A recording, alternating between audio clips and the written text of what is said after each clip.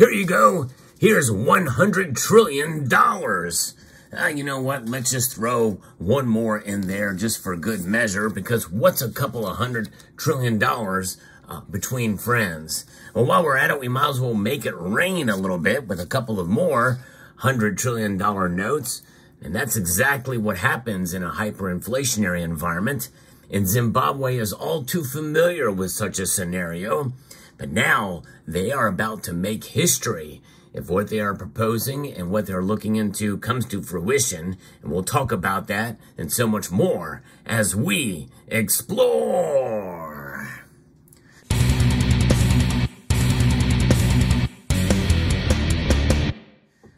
Yes, Zimbabwe is a nation that has been plagued with hyperinflation for many years and corruption.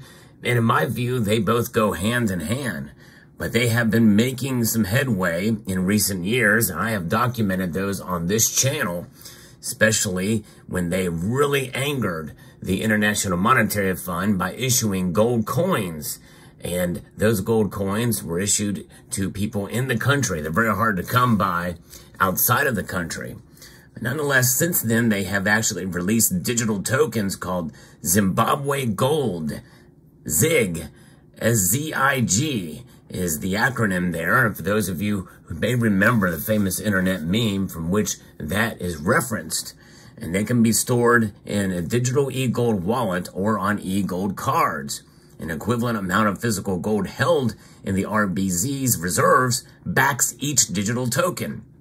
Individuals and businesses can use ZIG in business transactions and can share the gold-backed tokens peer-to-peer. In practice, this gold-backed token currency makes it possible to do everyday business in gold. And that's pretty groundbreaking, and that is pretty amazing that they are doing that, and they've been doing that since October.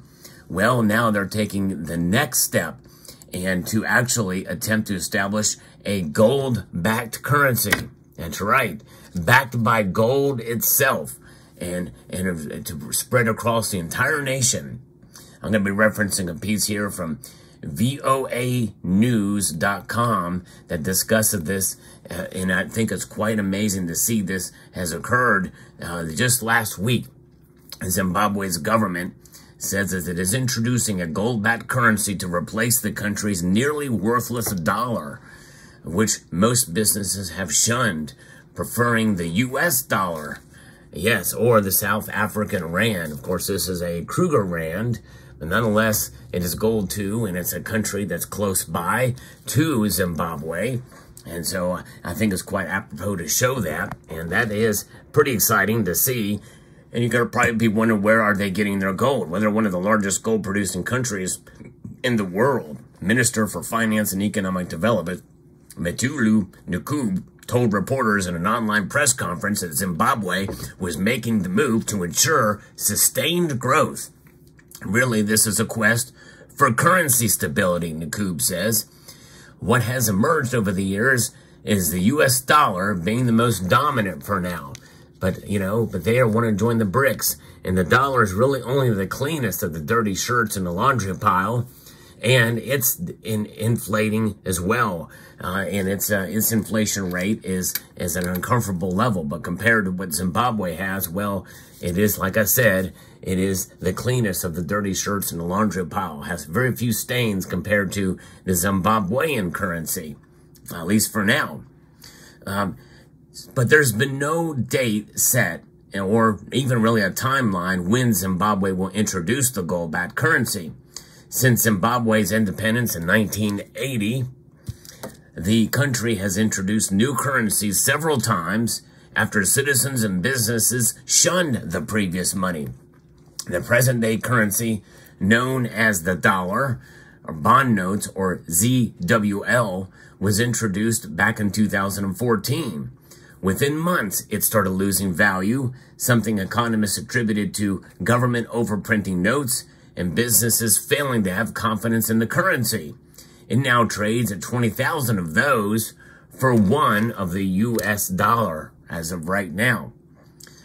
Prosper Chitambara, a senior economist with the Labor of Economic Development, a research institute of Zimbabwe, said that the move will help control money supply. And that really is what it's about. The money supply that is being printed because, well, you don't want to have any restrictions on your power and your control. And you want to try to solve the problems with the easiest solution possible. What's easier than printing banknotes? Well, digitizing them, is one of the way you can do it. And it's a derivatives market of the currency, fractional reserve banking, and the like, taken it to the nth degree in that country, in Zimbabwe. And we've seen it happen time and time again. And many people feel that it could come to us here in the West and in the United States. For sure. The only thing propping the dollar up here, really, is the fact that it is still used so widely around the world. It stabilizes the value of the currency because ultimately the value of the currency would be determined to a greater extent by the value of gold. That's right. Gold is the ultimate value. It is something you can't just print, and nations around the world are hoarding it at a great level, stockpiling it to a magnitude we've not seen in over 50 years. It's a good idea to link your currency to an underlying asset such as gold, according to the minister. Ultimately, Chitambra said Zimbabwe needs to exercise fiscal responsibility if it wants a stable domestic currency. And that's a no-brainer. That's something that should have been done years ago. But that's exactly right. Of course, he says there ultimately, meaning that, it's not going to happen anytime soon. Zimbabwe has been losing money through subsidizing loss, making parastatus and entities, he said, referring to state-owned companies.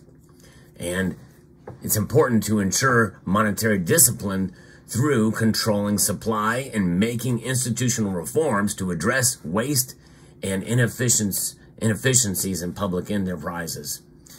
Stephen Delamanini, an economic professor at the National University of Science and Technology, said that the success of the change will also hinge on whether people have confidence in the gold-backed currency, whether they believe the government will indeed be transparent and accountable as to the production of the gold vis-a-vis the printing of the currency. So once the trust is established, then it is critical in ensuring the currency will be acceptable and will be stable. And trust is a big factor in any kind of move in this direction. No question about that. In fact, here in the United States, a lot of us don't feel that we have all the gold that we say we do have. One way that Zimbabwe is looking to establish trust is by accumulating tons of gold reserves ahead of this new gold-backed currency.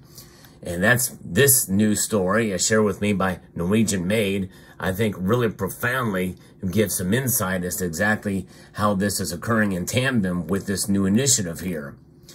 In Harare, which is the capital city of Zimbabwe, the central bank accumulated 793 kilograms or 25,000 ounces of gold reserves since introducing a law that compels mining companies to pay part of their royalties using the metal.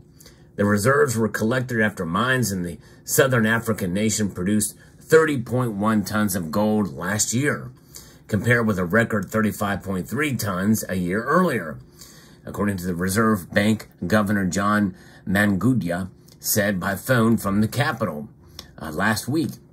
The build-up comes as the authorities in Zimbabwe consider using gold to back the nation's battered currency in an effort to end persistent exchange rate instability, according to the ZimbabweMail.com website. Yes, indeed. And, we hear about these other nations around the world who put a high stock value in gold, and it's pretty amazing that the Western countries have what seemingly the most available gold out there around the world, like these Mexican peso restrikes, 50 peso coins. Or, of course, you have the gold eagle. You've got, Krugerrands, which that's really, the Krugerrand is the most commonly accepted gold bullion coin around the world. And it came from the other side of the world in Africa. But nonetheless, you don't see many Russian gold bullion coins out there available to people outside of the country. You don't see the Zimbabwe coins much outside the country. You don't see very many Turkish coins. Turkey is a nation that I've profiled several times on this channel about how well they have done with having gold available to their citizens. In fact, they've even sold some of their gold reserves so that explicitly they can have it available for their citizens because of their lack of trust in the currency. But none of this news here from the Zimbabwe Mail, I think, is quite important because Zimbabwe's finance ministry introduced the royalty measures back in September of 2022 to help build the nation's mineral reserves. Apart from the gold, Zimbabwe has the world's third largest reserves of platinum as well, and mines from diamond, nickel, chrome, lithium, and coal.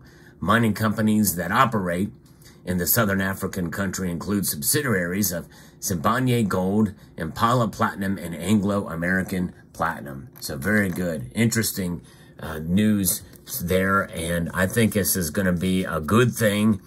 Looks like they're pursuing it heavily.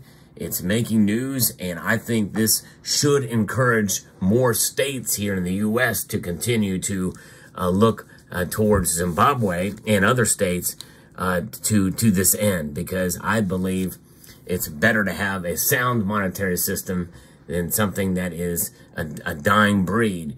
And the currencies around the world have been reset multiple times. These Zimbabwe notes, dollars, you don't see anymore. Same thing with these 20 bolívares. These notes, these 20 bolívares notes, they don't make anymore. There's a lot of different currencies that have died along the vine, and it's only a matter of time before this dies too and gets reset and reborn into probably a central bank digital currency, and that very well could come within the next 7-8 years. It's amazing. And so when you have a backup of a currency that is sound in a monetary system that is proven itself time and time again, and that is gold. So it's pretty exciting news.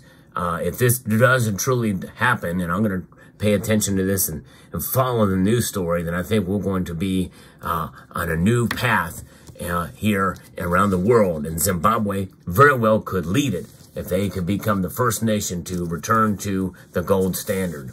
Let me know what your thoughts are in the comment section down below.